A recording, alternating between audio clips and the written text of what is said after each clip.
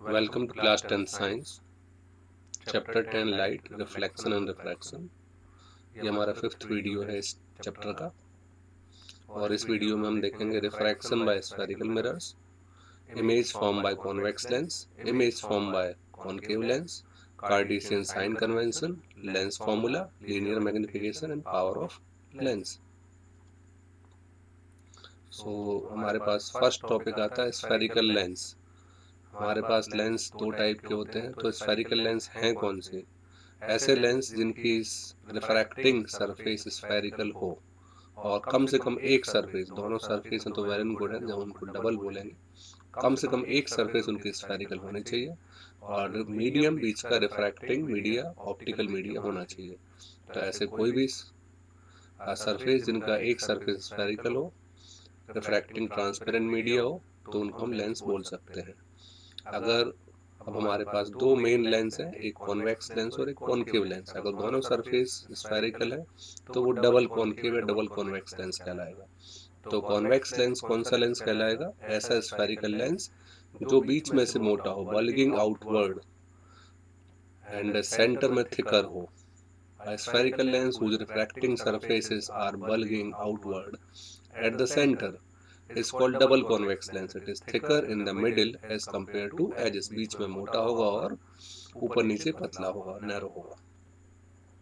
अब concave lens कैसा होगा? डबल कॉनकेव लेंस इसके जस्ट अपोजिट होगा, जो कर्व्ड इनवर्ड होगा सेंटर में और थिकर होगा एजेस पे। A spherical lens whose refracting surfaces are curved inward at the center is called double concave lens. It is thinner in middle compared to edges. तो ये double convex lens है, ये double concave lens है। इसके अलावा भी lens बनाए जा सकते हैं। ये प्लेनो कॉन्वेक्स लेंस है, इसकी पहली सरफेस प्लेन और दूसरी कॉन्वेक्स है। ये प्लेनो कॉनकेव लेंस है, इसकी पहली सरफेस कॉनकेव और दूसरी सरफेस, पहली सरफेस प्लेन और दूसरी सरफेस कॉनकेव है। ये कॉन्वेक्सो कॉनकेव लेंस है, इसकी पहली सरफेस कॉन्वेक्स और दूसरी कॉनकेव है। और ये कॉनकेवो कॉन्वेक्स लेंस है, इसकी पहली सरफेस कॉनकेव और दूसरी कॉन्वेक्स है। ये मेनिस्कस लेंसेज भी कहलाते हैं लास्ट के दो। अब हमारे पास कुछ टर्म्स हैं। लेंस में दो फोकस होते हैं, मिरर में एक ही फोकस होता है, तो लेंस में दो फोकस है। फर्स्ट प्रिंसिपल फोकस किसको बोलेंगे? ऐसा फोकस जहां पे अगर कोई ऑब्जेक्ट रखा हो तो उसकी जो इमेज बने वो इन्फिनिटी पे बने। ऐसा प्रिंसिपल एक्सिस का ऐसा पॉइंट जहां पे अगर कोई ऑब्जेक्ट रखा हो तो उसकी इमेज इन्फिनिटी पे बने या फिर रेज पैरेलल हो जाए। और अगर कॉनकेव लेंस की बात करते हैं तो ऐसा कोई पॉइंट जिस पॉइंट की तरफ अगर रेज आ रही हो तो वो पैरेलल हो जाए, उसको हम प्रिंसिपल फोकस फर्स्ट बोलेंगे। रेज आ रही हैं, डाइवर्जिंग है, कन्वर्जिंग है, एक F1 पॉइंट पे मिलने वाली थी लेकिन जैसे लेंस से पास हुई तो पैरेलल हो गई। मतलब जिस पॉइंट पे इमेज बनने वाली हो या जिस पॉइंट पे ऑब्जेक्ट रखा हो और उसकी इमेज इन्फिनिटी पे बने, that is called first focus. तो अब सेकंड फोकस कौन सा होगा? सेकंड फोकस वो होगा जब पैरेलल रेज आ रही होंगी और वो जिस पॉइंट पे मिलेंगी उसको हम सेकंड फोकस बोलेंगे। या फिर जिस पॉइंट पे मिलती हुई अपीयर होंगी, अपीयर टू मीट, उसको हम सेकंड फोकस बोलेंगे।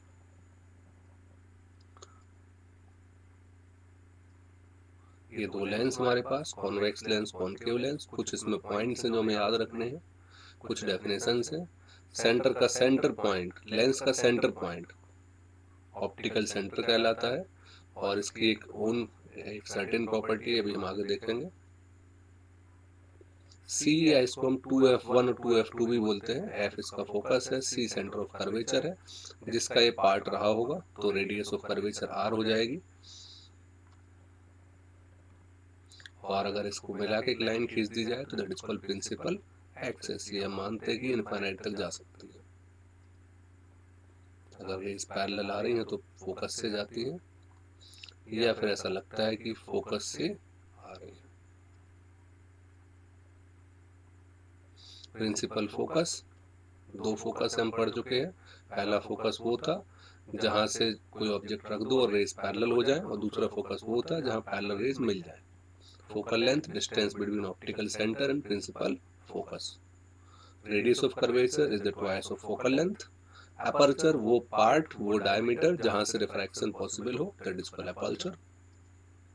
अब आ रहे हैं हम rays to be consider drawing in ray diagrams. कम से कम दो रे इमेज बनने के लिए कम से कम दो रेज का मिलना एसेंशियल है। कम से कम दो रे मिलेंगी तो एक इमेज बन जाएगी, उससे ज़्यादा रेज मिलेंगी तो इमेज वैसे ही बनेगी लेकिन उसकी इंटेंसिटी बढ़ जाएगी।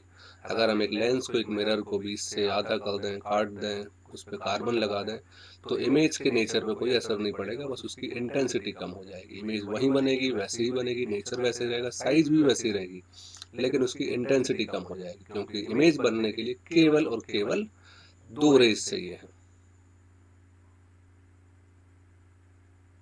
अब हमारे पास कुछ लॉ है रे डायग्राम के लिए स्फेरिकल लेंसेज से। जैसे पहले मिरर के लिए 4 लॉ थे, ऐसे यहाँ पे हमारे पास लेंस के लिए लॉ है।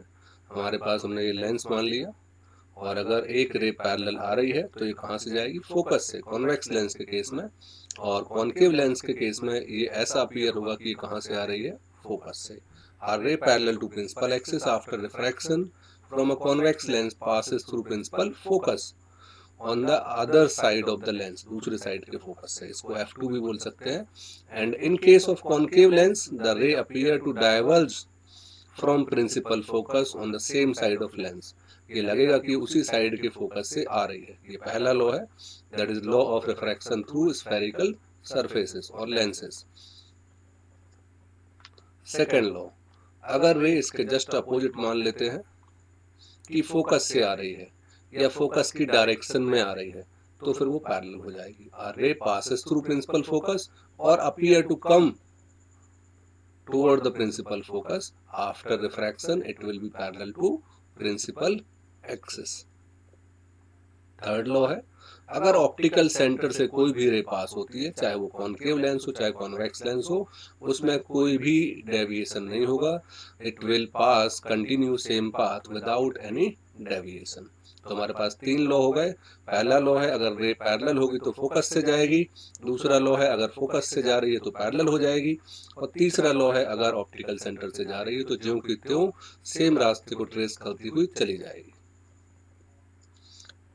अब हमें इन 3 में से कोई 2 लॉ लेके हमें इमेजेस बनानी है। पहले हम कॉन्वेक्स लेंस की इमेजेस देखते हैं। कॉन्वेक्स लेंस की यहाँ 6 इमेजेस बनेंगी, कॉन्केव लेंस की 2 इमेजेस बनेंगी। तो हम मान लेते हैं पहली इमेज, जब कॉन्वेक्स लेंस के केस में ऑब्जेक्ट इन्फिनिटी पे हो। पहले हमने सारी लेबलिंग कर दी। एक साइड F1 2F1, दूसरी साइड F2 2F2। ध्यान रखिएगा इस पांचों पॉइंट इक्वी डिस्टेंट हैं, सबकी डिस्टेंस सेम है, बीच का गैप सेम है सबके बीच में। तो रेज पैरेलल आ रही हैं तो कहाँ से जाएंगी? फोकस से जाएंगी। हम 2 रेज भी बना देंगे तो भी सफिशियंट है। मतलब अगर ऑब्जेक्ट इन्फिनिटी पे होगा तो रेज पैरेलल आएंगी और पैरेलल रेज फोकस से जाती हैं, तो इमेज फोकस पे बनेगी, रियल एंड इन्वर्टेड होगी क्योंकि ये डायरेक्टली मीट कर रही हैं, और वेरी स्मॉल डिमिनिश्ड इमेज बनेगी। ये फर्स्ट केस हो गया कॉन्वेक्स लेंस का। नाउ सेकंड केस, अगर बियॉन्ड C या 2F1 और इन्फिनिटी के बीच में रखा हुआ ऑब्जेक्ट तो क्या होगा? फिर से हमने पांचों पॉइंट बना लिए और अब ऑब्जेक्ट ए बी को हमने 2F1 के भी दूर रखा है, लेकिन इन्फिनिटी पे नहीं है, अब विजिबल है। और अब यहाँ से रे आ रही हैं तो हमने पहली रे को हमने पैरेलल लेके गए तो ये फोकस F2 से गई, और दूसरी रे को हमने ऑप्टिकल सेंटर से सीधा पास करा दिया, और ये दोनों रे जहाँ मिलेंगी वहाँ पे एक इमेज बन जाएगी।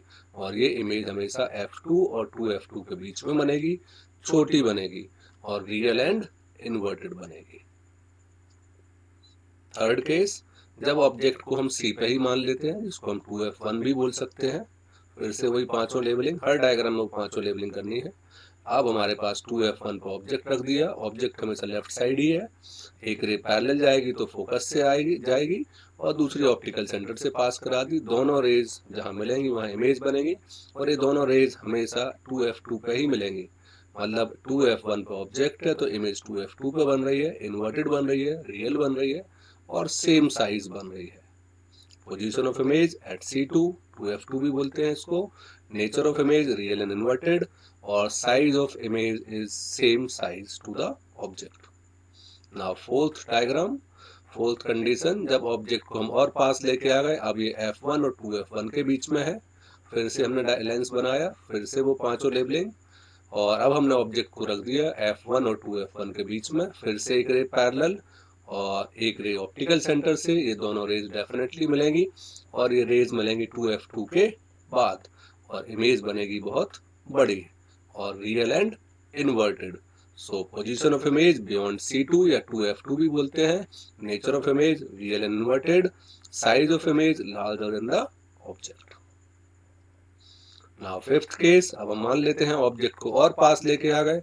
अब ऑब्जेक्ट इसके F1 फोकस पे है, तो फिर से हमने वही दो रे बनाई। एक रे पैरेलल फोकस F2 से जाएगी, दूसरी रे ऑप्टिकल सेंटर से, और ये दो रे ऐसी बनेंगी कि ये पैरेलल होंगी, और पैरेलल रे हमेशा इन्फिनिटी पे मिलती है। तो अगर ऑब्जेक्ट फोकस पे है तो इमेज इन्फिनिटी पे बनेगी, और अगर इमेज इन्फिनिटी पे थी तो ऑब्जेक्ट इन्फिनिटी पे था तो इमेज फोकस पे बन रही थी।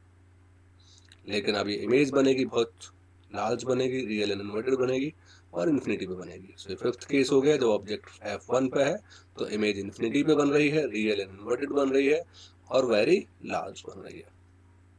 नाउ सिक्स्थ केस, यही अकेला ऐसा केस है जिसमें इमेज वर्चुअल बनती है, कॉन्वेक्स लेंस के केस में। अभी तक पांचों की पांचों इमेज रियल एंड इन्वर्टेड थी।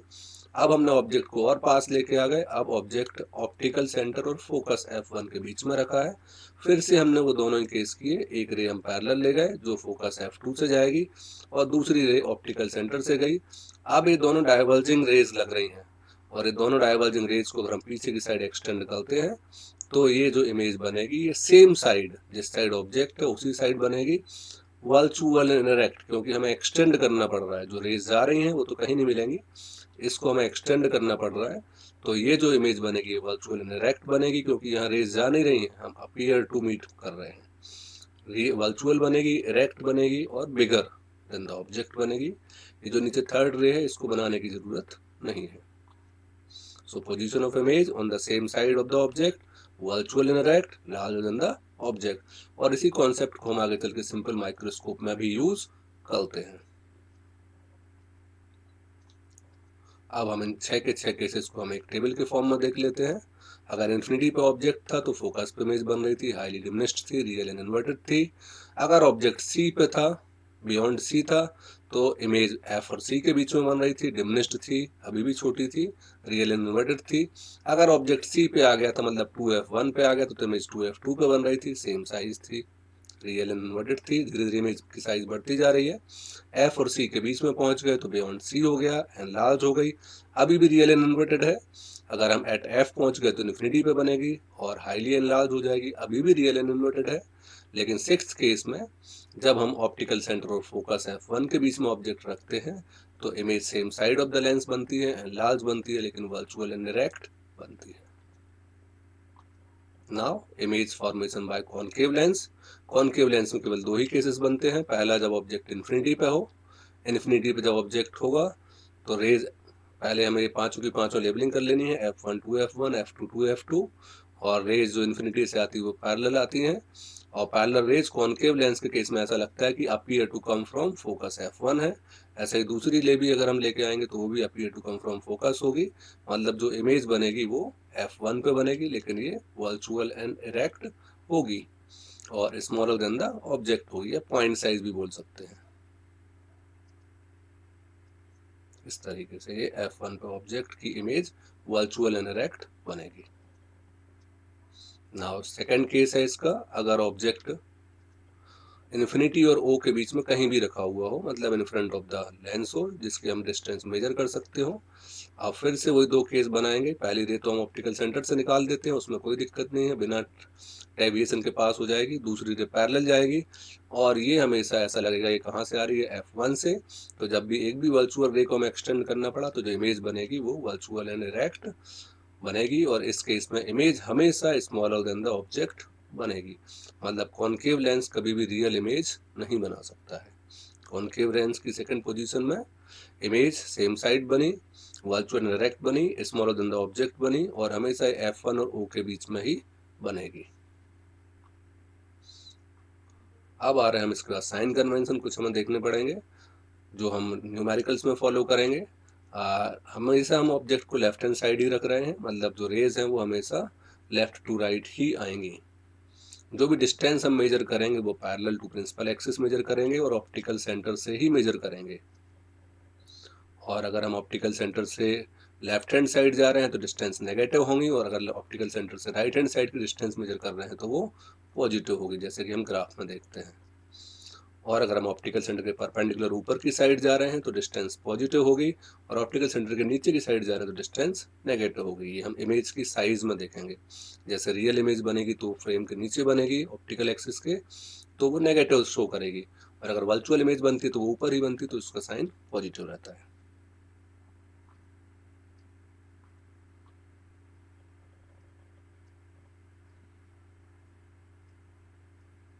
ये हमने डायग्राम वाइज बता दिया। ऑप्टिकल सेंटर से लेफ्ट हैंड साइड जाएंगे तो नेगेटिव, ऑप्टिकल सेंटर से राइट हैंड साइड जाएंगे तो पॉजिटिव, ऑप्टिकल सेंटर से ऊपर जाएंगे तो पॉजिटिव, ऑप्टिकल सेंटर से नीचे जाएंगे तो नेगेटिव। नाउ लेंस फॉर्मूला, इसको लेंस इक्वेशन भी बोलते हैं। हमारे पास यहाँ डिस्टेंस इसको हमें मानना पड़ेगा, तो जो ऑब्जेक्ट डिस्टेंस हो, इमेज डिस्टेंस हो, फोकल लेंथ हो, सेंटर ऑफ कर्वेचर हो, ये सारी ऑप्टिकल सेंटर से मेजर की जाती है।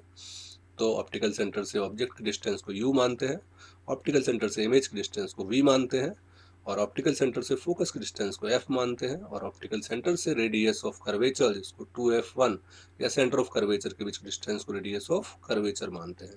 ऑप्टिकल से सेंटर ऑफ कर्वेचर या 2f1 के बीच डिस्टेंस को रेडियस ऑफ कर्वेचर मानते हैं। तो हमारे पास लेंस फॉर्मूला है 1/v minus 1/u equal to 1/f। u object distance, v image distance और f focal length of the lens है। नाउ लीनियर मैग्निफिकेशन, मैग्निफिकेशन का फॉर्मूला लेंस में भी था, यहाँ मिरर में भी है। The ratio of size of image to the size of object is called magnification. वहाँ पे भी h' था, लेकिन मिरर के केस में -v/u था, यहाँ पे +v/u होगा।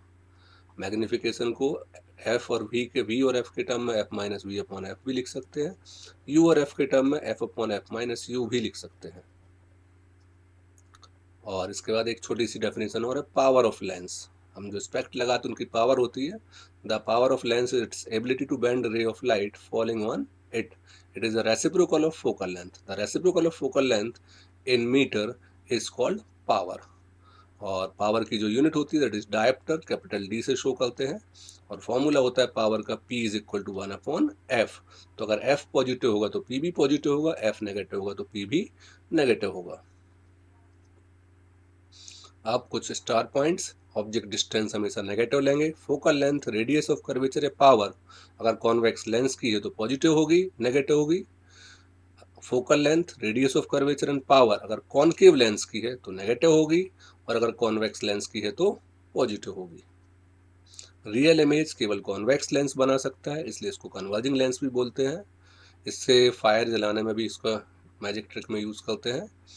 और अगर मैग्नीफिकेशन नेगेटिव हुई तो नेचर रियल एंड इन्वर्टेड होगा इमेज का, अगर मैग्नीफिकेशन पॉजिटिव हुई तो nature of image virtual and correct होगा। अगर मॉड m की वैल्यू 1 हो गई तो सेम साइज की इमेज बनेगी, अगर मॉड m 1 से बड़ा हो गया तो बिगर साइज की इमेज बनेगी, और मॉड m अगर 1 से छोटा हो गया तो स्मॉलर साइज की इमेज बनेगी।